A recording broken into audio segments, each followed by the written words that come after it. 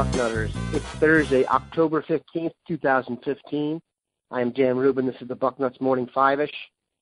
Today, as always on Thursdays, we are joined by Steve Wiltfong, Director of Recruiting for 24/7 Sports. Steve, how are you this fine morning? Good morning, Daniel. Doing very well. It's going to be an exciting weekend at Ohio State because one of the most exciting football games, atmospheres I've been to. It wasn't an exciting football game, but we actually attended the Penn State-Ohio State game 2 years ago in Columbus, and although we didn't sit together, I got into town at like 11 a.m. that day and just enjoyed the bars and the tailgates and the atmosphere. Ran into Gary Husto that day before the game. His tailgate right there next to the shoe. It was just an amazing atmosphere, and the stadium was so loud. And obviously Ohio State was just drilling Penn State and showing no mercy while they were doing it. Penn State came in that game ranked like 18th, I think, and Ohio State was like number 3, and it was loud, and the atmosphere is still with me. It was one of the better atmospheres I've been in, and I know it'll be just like that, if not better, this weekend. It was a glorious, glorious evening. It was my wife's first game at the shoe, and she now thinks every game is supposed to go like that. Man, I wish. I will say this, and we're going to get into some serious recruiting craziness that's gone on, but and I've said this out loud, I think this is the week Ohio State gets on track. I think Penn State's going to the shed. But I digress. We'll hit on we'll let Steve go on record on the two biggest of Big Ten tilts at the end here. But first, good gracious, Steve and I always chat a little bit before the show about what do we want to talk about first and some a general structure for the show. There's so much going on now. We just figured we're going to do a little bit of 52 pickup.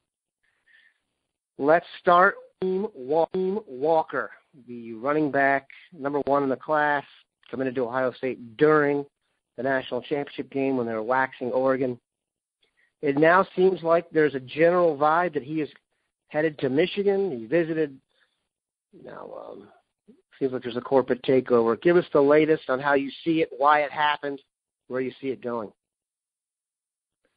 Well, I think Kareem Walker, and we talked about this way back when I said on Bucknuts Morning 5, I won't be surprised if Walker takes visits, and he's taking them, and I think that he wants to go through the process, and there's definitely genuine interest in Michigan.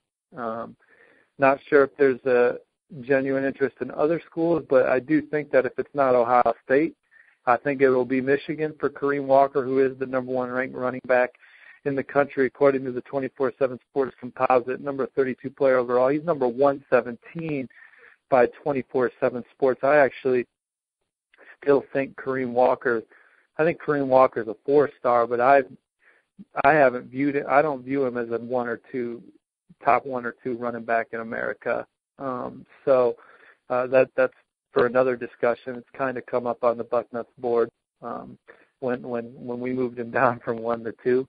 But I do think that he is going to end up at Michigan or Ohio State. I'm not sure how many running backs Ohio State wants to take and how many they would take, because I think it obviously looks good for Antonio Williams, who's coming in this weekend, and you got Demario McCall committed already. So it'll be interesting to see how things shake out moving forward. I do know that Kareem is paying attention to what Antonio does. That is 100% fact. And I think Antonio is excited to get up to Columbus this weekend. All right, let me just, given my experience seeing recruiting go down, let me just go over this. Antonio Williams is going to commit to Ohio State this weekend. He just decommitted from Wisconsin. And if Kareem Walker's looking after him, he's going to decommit this weekend. Isn't that what's going to happen? What would your money be on in Vegas? Well, the one thing, that's obviously a scenario that looks like it makes sense, but recruiting doesn't make sense sometimes. Daelin Hayes looked like he was going to commit to Notre Dame this weekend after a decommit to USC, and then 2 days later, or a day later, schedules 3 official visits, including Ohio State, which is a place that he's always wanted to see. He hasn't truly seen Ohio State, But in the moment before that moment, it looked like he was going to commit to Notre Dame. There's recruiting. There's no rules really for following your gut or doing what you want to do. So I think Kareem has always wanted to take official visits, and so I see him taking more officials. I don't know what that means for his Ohio State verbal, and even if he comes back and takes an official to Ohio State. So, yeah, your scenario makes sense, but it doesn't. I mean, nothing has to make sense when you're talking about recruiting. I get that, but it just feels very predictable at this point. Antonio Williams, let's move on to him for a little bit. What do you think of him? If you look at his statistics, I'm hoping he's kind of a later bloomer. Tremendous statistics last year, and he's off to an incredible start. What are your thoughts on Antonio Williams? Well, Antonio Williams, and talking to my colleague Ryan Bartow, who's really covered Antonio Williams really well from start to finish, he tells me this is a big game for him. They're playing this weekend before he gets to the shoe. They're playing against a team that's really been able to limit him the last 2 years on the field. So if he comes out and has a big game this weekend, it really shows the growth he's had as a prospect. And, sometimes football is the ultimate team sport. So if your 11 guys aren't as good as the other 11 guys, sometimes blue chippers can look bad on a Friday night. But I think that this is an opportunity for him to really show that he's taken another step forward and is a great player. But 5'11", 210 pounds, a guy that can carry the load and also be a guy that can be versatile in your backfield. Did find it interesting that he was committed to Wisconsin, and one thing Wisconsin has consistently been able to do over the last, good Lord, I was going to say decade, it might even be longer, is pick running backs, and also pick running backs from different spots. So while Melvin Gordon was from Wisconsin, James White was a St. Thomas Aquinas guy out of Florida, so they can mix it up. All right. The George Hill saga kept the Bucknuts Morning Five-ish afloat for about 6 months. He has finally done what everyone expected, and that is decommit from Ohio State. You pretty much saw this coming. Everyone did. Bring us kind of up to speed on why you think it went down the way it did, why George did what he did, when he did it. Do you think he's going to end up at Michigan State? And do you see Ohio State maybe going running back or receiver to replace him, considering it wasn't really clear what he was going to be for them anyway? I think Ohio State's just recruiting blue chippers right now. I don't know if they're completely recruiting for position need at this point. I think they're just looking to stockpile great players. I think that they want another running back if they lose a running back, but in Kareem Walker. But I think that for the most part, they're just recruiting great players. The roster's in a really good spot for the most part. With George Hill, this was obviously very expected. I mean, he was quoted recently saying he was sticking with Ohio State or solid to Ohio State, which was just I don't understand why sometimes kids are allowed to say stuff that we know is not true, but he said it. So he said it, he reported it, and maybe that put some cloud of doubt in the air. But this decommitment, it was just more of a matter of when, not if. Yep. And from here, it's Michigan State, Pitt, maybe West Virginia. I don't know exactly where he's going to land. I think he's going to land in East Lansing. But Ohio State moving forward, they got a ton of targets on the board, and George Hill could have played receiver or running back or safety in college. I think for Ohio State, he was a receiver recruit, a guy that was never going to sit in the running back meeting room. And I don't think he was a safety recruit, although I think he can play it. So I guess if you're looking who's going to replace him, we got Benjamin Victor coming in this weekend. Ohio State's going to bring in Donnie Corley later. They're certainly watching senior film, and I wouldn't be surprised if even more offers went out late in the process because, they're grinding inside the Woody, looking at how guys are developing as seniors. And so, I don't know. I don't think that they're thinking they need to replace George Hill right now because everyone knew it was coming. This wasn't a surprise. So it's not like they're like, oh, now we got to replace George Hill. they knew they had to replace George Hill, or they knew replace George Hill is not even the right word. They knew they had an extra scholarship coming.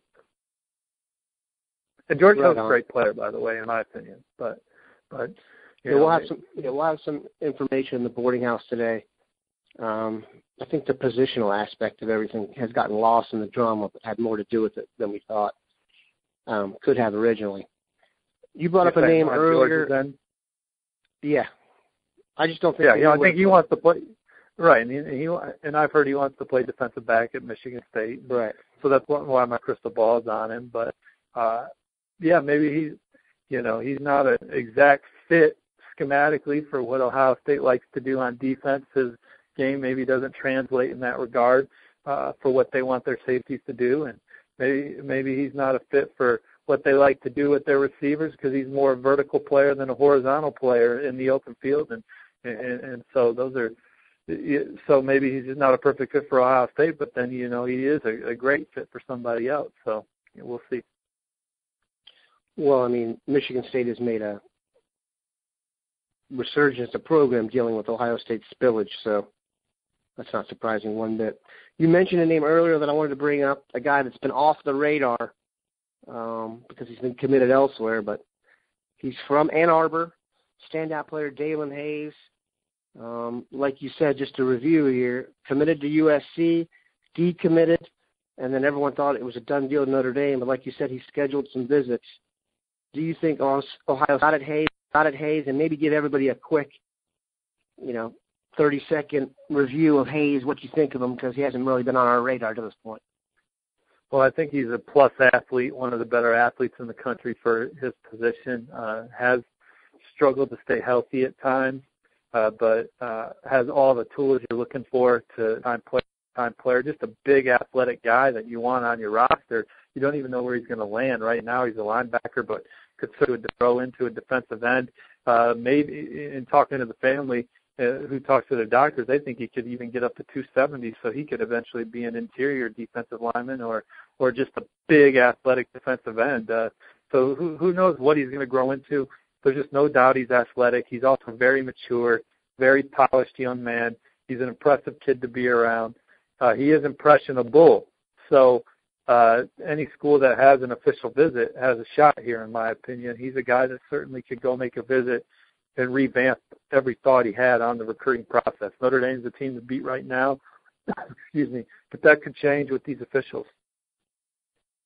The biggest of tilts this weekend in the Big Ten, two of them, Michigan State, Michigan, Ohio State, Penn State. We'll start with the school up north against the green and white. You've been very high on Michigan State. You had them as the number 2 team coming in behind Ohio State. But Jimmy Harbaugh and the Fighting Harbaughs are all the rage. Give us your scouting report and pick for Michigan State, Michigan.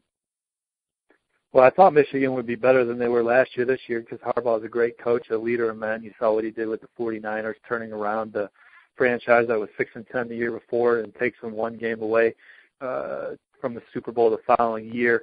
That just shows you Harbaugh is a leader of men and instills toughness in his football team to get guys to rally around him and play hard. So you knew Michigan would be better.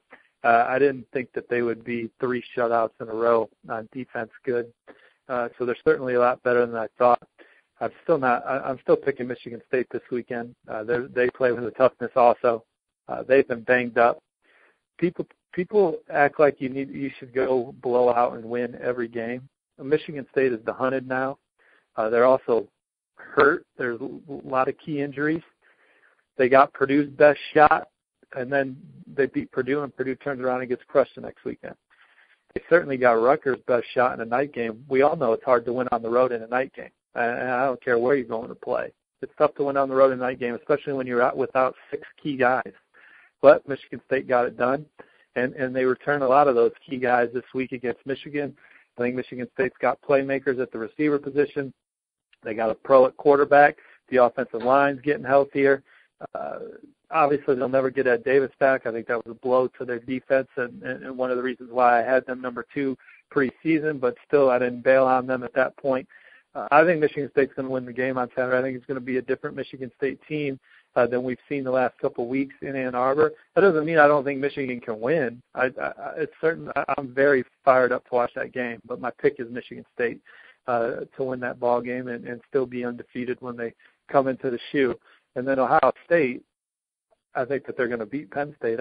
Ohio State, they have not looked good. I've watched them every week. They haven't looked like the Ohio State that won the national championship last year. But as Lou Holtz said, you only got to be the best team in the stadium that day to go undefeated to win the national championship. And Ohio State's done that every week. And then you look at the numbers. They're still very, very good on offense. And it hasn't even looked that great. Wait till they really start clicking, and this could be the weekend that it starts clicking for Ohio State. And because I expect them to play well at home in a night game, so I wouldn't be surprised if this night game looks similar to the one 2 years before. Although I do think Penn State has a hard-hitting, passionate defense, so it'll be interesting to see how the game flows. But I think Ohio State wins at home and plays one of their best games of the season in a night game. And then I got Michigan State on the road in Ann Arbor. There you have it, people. Rush out to your Vegas connection. Make yourself some cash. I'd like to vent real quick to the Bucknutters. So I make a tweet the other day, and this is why people get so messed up in politics too, because they don't understand what you're saying. But when Steve Spurrier resigned or retired this week, I said that South Carolina should come to Mark D'Antonio with a blank check. That doesn't mean that I think that Mark D'Antonio is going to leave Michigan State for South Carolina. All it means is that I think South Carolina should do whatever it takes to hire Mark D'Antonio. So I don't understand the disconnect from that at all. And I noticed it this morning on the Red Cedar message board where some people still don't understand what I mean by that. South Carolina should offer D'Antonio double what Saban, whatever it takes. Hire one of the best 3 or 4 coaches in the country that went to your school is all I'm saying. I'm not saying that D'Antonio is going to leave. I'm not saying he wants to leave. I'm not saying he's unhappy. I think he stays, and I think eventually he has a building named after him in East Lansing. But can people understand what I'm trying to say here? That South Carolina, whatever it takes to hire one of the best coaches in the country, go get it done. No, they can't understand that. All these sites are so popular because our fans are so passionate, and when it comes to someone like D'Antonio, who's become, a favorite son of East Lansing, any scenario you bring up where a Michigan State fan sees Mark D'Antonio driving south, I think that would cause much consternation. Much like he's not you leaving. said, for example, Urban Meyer. I agree, but we said Urban Meyer should go be the coach of the Dallas Cowboys, which would be, tremendous for the Dallas Cowboys. Yeah, Jerry Jones should offer him $11 million a year. They could tough these guys. Let's not even put that out there. Let's not even give old Jerry an idea. Well, all I'm saying is Bucknutters wouldn't be happy to see Urban leaving for South Carolina, Dallas, or Ashtabula. So we appreciate Steve stopping by. Obviously, keep it locked into Bucknuts, people. The recruiting information is coming fast and furious. We had kind of a lull there, but no longer. Keep it locked in, and we'll have it for you here on Bucknuts.